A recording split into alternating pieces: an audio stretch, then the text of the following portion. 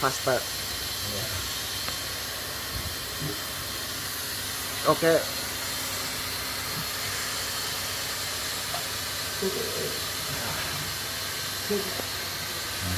Chạy nha. Now good enough for more temperature. Cân tăng nhiệt độ theo ý của ông. Theo ý ông nói là chắc là phải cân tăng nhiệt độ.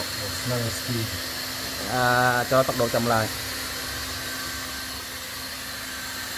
450 độ C.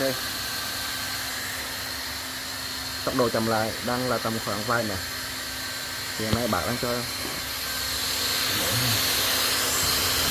Vì một cái vẻ mai mốt này phải thử cái đường này xem nhiệt độ nó bao nhiêu để nó hàn cho còn biết. Cắt.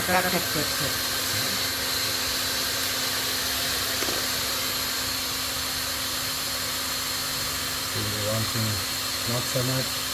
Nếu mà nóng vào tay nấm rồi dưới nó kìa. Không phải. Yeah, there.